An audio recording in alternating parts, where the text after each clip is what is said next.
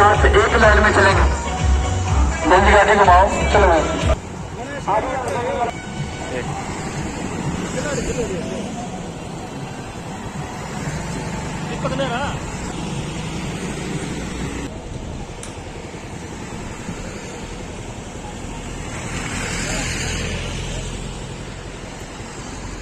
बस यही थी, लास्ट बाउट है और अपना इसके बाद तो कुछ है ही नहीं, इसमें ही करना मरना सब कुछ। तो अपना पूरा लगाना है तो पूरा लगाया, मालिक की दया से 9-2 से वो बाउट में जीता और ब्रोंज मेडल देश के लिए जीतने का मौका मिला मुझको।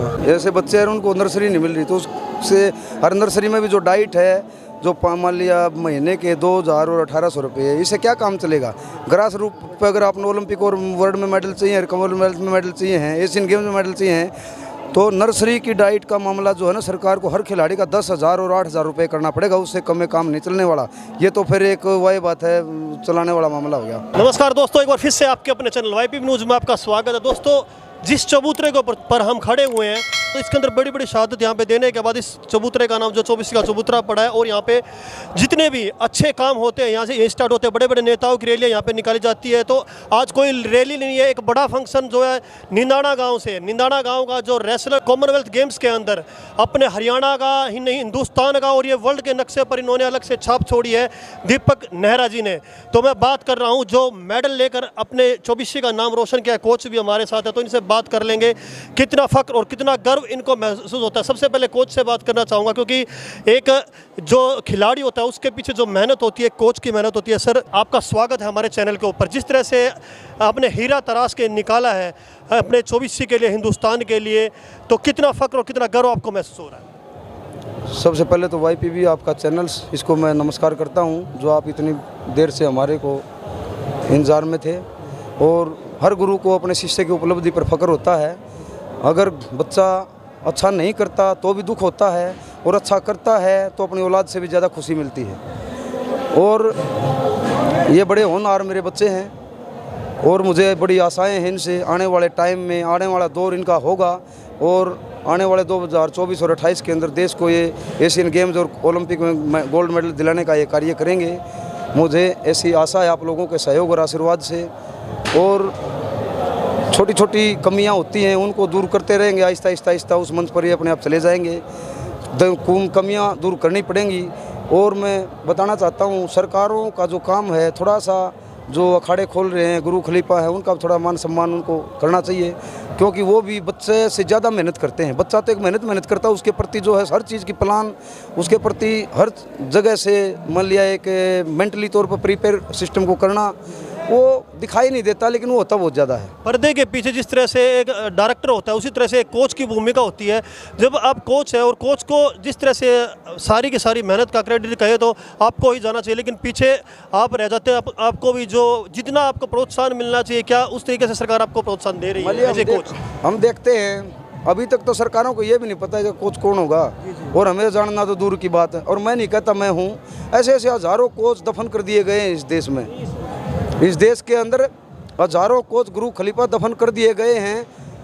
बहुत पीछे से आप देखते रहोगे तो कुछ अखाड़ों का वर्चस्व था, जिसके लिए छोटे छोटे अखाड़े तो अपने आप उन्होंने बहुत तपस्या भी करी, लगन भी करी, लेकिन उनके बच्चे वहाँ उन जगह पर नहीं रुक पाए। दिल्ली की तरफ रास्ता बन रहा था, उस तरफ जाते रहते थे। थोड़ी सी करीर दिल्ली भागे, थोड़ी करीर दिल्ली भागे, गुरु खलीफा का मन टूट गया, कोचों का मन टूट गया। उसके बाद वो फिर इतना इंटरेस्ट लेकर करवा नहीं पाते थे। हमने कोशिश करी थी कि इस देश में हम नई पहल करके छोटे छोटे बच्चों से लेके देखेंगे, अगर ये भी हमारे से भाग्य, फिर हम भाग्य मानेंगे एक देश में फिर काम करना ना करना सब बराबर है। क्योंकि एक नई प्रथा को हमने जन्म दिया है उस चीज़ के लिए, क्योंकि सभी नए बच्चे हैं। और लेकिन परमात्मा ने हमारी सुनी और इतने सौभाग्यशाली बच्चे हमें प्राप्त हुए। कुछ गलतियां हमारे से बेशक होगी हो, लेकिन बच्चों से कोई भी गलती हमने ऐसी नहीं लगी जिससे कि वो अपने खेल के प्रति वफादार ना हो। ठीक है, छोटी छोटी गलतियां हर इंसान में होती हैं, और बच्चों में भी थोड़ी थोड़ी होती त्रुटियाँ वो दूर करते रहें तो एक दिन आएगा वो जिस दिन ओलंपिक में भी गोल्ड मेडल लेके आएंगे और वर्ल्ड में भी गोल्ड मेडल लेकर के आएंगे। कोच की बात आती है, एक शिष्य की बात आती है, क्योंकि शिष्य गुरु चाहता है कि हमेशा उसका शिष्य आगे निकले, वो क्रेडिट कोच लेना भी नहीं चाहता। बहुत से लोगों को, जैसा कि आपने बताया कि आपका नाम भी नहीं जानते होंगे, तो आपका नाम और आपका गाँव बता दीजिए, कितने सालों की तपस्या के बाद ये मेडल दीपक जी लेके आए हैं? ये मेडल तो कई सालों की तपस्या है। जिस टाइम हम खुद पहलवानी करते रहे 15-20 साल तो हमने खुद ने पहलवानी करी है, स्ट्रगल नाम वगैरह। मेरा अजय ढांडा, मेरा गांव मिर्जपुर है। शहीद भगत सिंह इंटरनेशनल कुश्ती एकेडमी का मैं डायरेक्टर हूं, जो मिर्जपुर हिसार डिस्ट्रिक्ट में पड़ती है। वो वहां पर हमने एकेडमी खोल रखी है और वहां पर 160-70 बच्चे हॉस्टल में ही रहते हैं, वहीं पर प्रैक्टिस करते हैं। 25 बच्चे वहाँ पर जो है भारत सरकार की तरफ से ये एडोप्ट हैं, जो खेलो इंडिया के, और नर्सरी के हैं 11, क्या नाम, साई के, उसमें 25 बच्चे हैं। और मेरी अपनी एकेडमी के उनसे भी अलग जो है ना 20 बच्चे इंटरनेशनल लेवल पे मेडल दे चुके हैं और आने वाले टाइम में उनके बहुत ज़्यादा मेडल होंगे। सभी बच्चे होनहार हैं। ये अंडर 17 के बच्चे खड़े 4-5 दिन पहले ये भी इटली के अंदर वर्ल्ड चैम्पियनशिप में गोल्ड मेडल और सिल्वर मेडल लेके आए थे। और दीपक पहलवान जो अभी कॉमनवेल्थ गेम्स में आना तो गोल्ड चाहिए था, मुझे उसका मलाल रहेगा, लेकिन थोड़ी बहुत कमी होगी, आगे से सुधार लेगा बच्चा, अभी जूनियर का ही। और ये आने वाले टाइम में कॉमनवेल्थ गेम्स में, इसमें एशियन गेम्स में और ओलंपिक में गोल्ड मेडल दिलाएगा। ऐसा ही ये आपके चबूतरे पर हमारा जो आपको वायदा है। सरकार से आप क्या मांग चाहते हैं? सरकार से मांग चाहता हूँ इसको कम से कम डीएसपी भर्ती करे और इसको HCS में लगाए या इसको खेल डिपार्टमेंट में डिप्टी डायरेक्टर के सीनियर उस पर इसको लगाया जाए। तो दोस्तों, कोच साहब से बात की, अब बात आती है उस हीरे की जिसने पाकिस्तान के तैयब रजा को ऐसी पटकनी दी जिससे हमारी 24वीं का तो गर्व से सीना प्रफुल्लित हुआ ही, साथ ही साथ हिंदुस्तान का नाम इन्होंने अलग से रोशन किया। तो दीपक जी से बात करें। दीपक जी, बहुत बहुत बधाई हो सबसे पहले। जैसे गांव के लोगों का आपको रिस्पांस मिला, फूल मालों के साथ आपको दिल्ली के अंदर उतरते ही आपका स्वागत 24वीं के अंदर तक किया जा रहा है, तो कितना गर्व और अपना कितनी खुशी आपको महसूस हो रही है? क्योंकि बात आती है कितना दबाव, क्योंकि खिलाड़ी का कंपटीशन होता है तो एक अलग से दबाव रहता है, और जब बात दबाव की आती है पाकिस्तान के खिलाड़ी से मुकाबला, तो अलग से थोड़ा स्ट्रेस तो रहता ही है, लेकिन एक जोश अलग से आ जाता है, क्योंकि पाकिस्तान को हम बहुत ही ज़्यादा ये समझते हैं कि इनको हराना ही हराना है। सबसे पहले तो आपको नमस्कार, और आपने इतना टाइम निकाला हमारे लिए। और जो मैं गोल्ड की सोच के गया था, मैं गोल्ड लेना है, तो कुछ कमियों के कारण मैं कुश्ती बाउट हार गया और ब्रोंज से मुझे संतोष करना पड़ा। और सबसे लास्ट में मेरी बाउट थी जो 11 मेडल हो चुके थे और मेरा 1 मेडल रह रहा था जो ब्रोंज बाउट थी। तो मैं बस यही था, भाई अपना 100% करना है, बाकी जो होगा अच्छा ही होगा।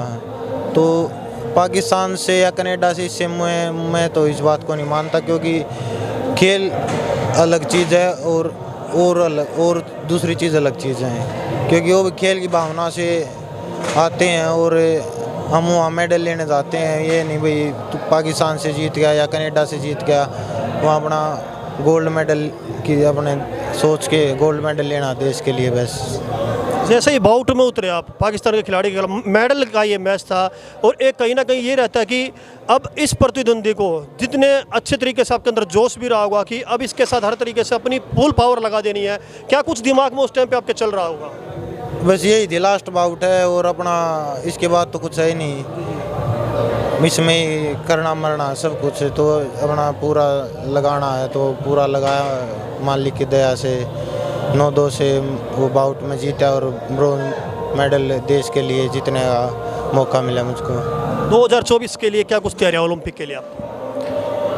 2024 से पहले 2023 में एशियन गेम्स होने वाले हैं, तो उसके लिए मैं गोल्ड के लिए अपना टारगेट है। और उसके बाद जो पेरिस में 2024 का ओलंपिक होगा तो उसके लिए हम पूरी तैयारी करेंगे और गोल्ड की पूरी जी जान लगा के देश के लिए अपना गोल्ड दिला। गांव वालों के स्वागत से लेके और यहाँ से जहाँ से भी आप उतरते हुए हैं, हर जगह पे आपका फूल मालाओं के साथ, तालियों के साथ स्वागत हो रहा है, तो कितनी खुशी और कितना अपनापन यहाँ पर आने के बाद आपको लगा? हाँ, बहुत अच्छा लगता है, क्योंकि आप सबकी दुआ से ही आज मैं यहाँ खड़ा हूँ और सभी इतना टाइम निकाल के यहाँ पहुँचे हैं, तो बहुत अच्छा लगता है। सरकार की सपोर्ट आपको कितनी मिली और अब सरकार से आप मेडल जीत कर लेके आए हैं। एक हर किसी का सपना होता है कि अच्छे पद पर आपको मौका मिला, आपको जॉब लगे, आपकी क्या कुछ सरकार से ऐसा कुछ मांग चाहते हैं आपकी, मेरे को अगर ये मेरा काम हो जाता है तो मैं और भी अच्छे से परफॉर्मेंस कर पाऊँगा? नहीं, मेरी कुछ मांग नहीं, मेरा तो बस यही कहना है कि भाई किसी के साथ भेदभाव नहीं करना चाहिए। मतलब स्कूली लेवल बच्चे को तो कुछ मिल नहीं रहा और सीनियर का जो बच्चा है उसको सब उसके आगे पीछे सारे मंत्री आन रहे हैं, तो वो भी अपनी एज में उसके लिए भी ओलंपिक ही है वो अपनी एज में, तो किसी के साथ भेदभाव नहीं करना चाहिए। और जो हरियाणा सरकार है जो सब जूनियर के स्कॉलरशिप बहुत कम कर दी, पहले बहुत ज़्यादा थी, तो खेल को सपोर्ट करना चाहिए और जो नीचे से जो बच्चे उठते हैं उनको ज़्यादा सपोर्ट करना चाहिए, क्योंकि एक स्टार खिलाड़ी हो जाता अपनी मेहनत के दम पे, फिर मंत्री उनके आगे पीछे हटते हैं, वो अपना नाम करने के लिए भी हम सपोर्ट कर रहे हैं, तो ये चीज़ नहीं होनी चाहिए। अभी आप 19 साल की उम्र आपकी और भारत ने 22 गोल्ड मेडल और साथ ही साथ 16 जो है सिल्वर मेडल और 23 जो है ब्रॉन्ज मेडल लेकर आए हैं। क्योंकि हरियाणा की बात करें तो हरियाणा का अलग से ही नाम अलग से दिखता है कि हरियाणा ने इतने मेडलों की बौछार लगा दी है, तो उम्मीद तो यही करी जाती है कि सरकार आप सबके लिए बहुत ज़्यादा करेगी और जहाँ तक कहने की बात है सरकार वादे करती है कि बहुत अच्छा कर भी रही है। नहीं, वादे की बात नहीं है कि अपनी मेहनत के दम पे बच्चा इतने बड़े मुकाम पे पहुंचता है, फिर वहीं सरकार पीछे पीछे आगे पीछे हटती है और ये मतलब ये दिखाना चाहती कि मैं हम सपोर्ट कर रहे हैं इसको, मतलब हमारी वजह से यहाँ पहुँचा है। तो जो शुरू से कोच साहब जो भी जिसके साथ शुरू से जो प्रैक्टिस कर रहा है उस कोच को और खिलाड़ी को मतलब एक समान सबको एक वो करना चाहिए, ये नहीं कि भी कोच को तो कोई पूछ नहीं रहा और खिलाड़ी को मंत्री सर पे उठाए आन रहे हैं। तो दोस्तों ये कोच साहब से और दीपक जी से बात करने के बाद जो भी इनकी सरकार को लेके मैसेज दिया है इन्होंने, और कोच साहब की भी मैंने बात ली, और पीछे जो खिलाड़ी है वो भी अब कोच के ही देख रेख में तैयारी कर रहे हैं और मेडल की उम्मीद 2024 में पूरा देश इनसे गोल्ड की लगा के बैठा और आगे ये मेडल भी लेके आएंगे। तो दोस्तों सरकार से भी मैं अपील करना चाहूँगा कि खिलाड़ियों के लिए जो इनकी डिमांड्स है वो जल्दी से जल्दी पूरी करें और इसी तरह से देश का नाम रोशन करते रहे। तो कोच साहब और दीपक जी आपका नर्सरी भी नहीं मिल रही अभी तक। अच्छा, हाँ जी, ऐसे बच्चे हैं उनको नर्सरी नहीं मिल रही, तो उससे हर नर्सरी में भी जो डाइट है जो मान लिया महीने के 2000 और 1800 रुपये, इससे क्या काम चलेगा। ग्रास रूप पर अगर आपने ओलंपिक और वर्ल्ड में मेडल चाहिए, कॉमनवेल्थ में मेडल चाहिए हैं, एशियन गेम्स में मेडल चाहिए हैं, तो नर्सरी की डाइट का मामला जो है ना सरकार को हर खिलाड़ी का 10,000 और 8,000 रुपये करना पड़ेगा, उससे कम में काम नहीं चलने वाला। ये तो फिर एक वही बात है चलाने वाला मामला हो गया। तो दोस्तों कोच साहब है जो इतनी तपस्या करके मेडल लेकर आए, इनकी कुछ मांगे हैं तो मैं चाहता हूँ सरकार से इनकी मांगों के ऊपर अमल करे और इनको पूरा करने की कोशिश करे। तो अब काफ़ी थक के आए हैं और काफ़ी मालाओं से स्वागत किया जा रहा है। अब इनको मैं सर आपसे उम्मीद करता हूँ कि आगे भी इसी तरह से आप अपने स्टूडेंट्स के लिए इसी तरह से मेहनत करवाते रहो और देश का नाम आप एज ए कोच रोशन करते रहेंगे। Thank you very much. करते रहेंगे जी, बहुत बहुत धन्यवाद आप सबका। आपको वायदा इस चबूतरे के ऊपर हम जो है ना आने वाले 2024-28 के अंदर ओलंपिक में मेडल लेकर के आपके पास में दोबारा से आएंगे और आपका आशीर्वाद फिर ग्रहण करेंगे। धन्यवाद। तो दोस्तों इस वीडियो को जितना हो सकता है उतना ज़्यादा से ज़्यादा शेयर करें ताकि ये खिलाड़ी जो है देश का नाम अलग से ही रोशन कर सके और एक अलग से छाप हमारे हरियाणा की, हमारे हिंदुस्तान की भारत के नक्शे के ऊपर छोड़ सके। Thank you very much.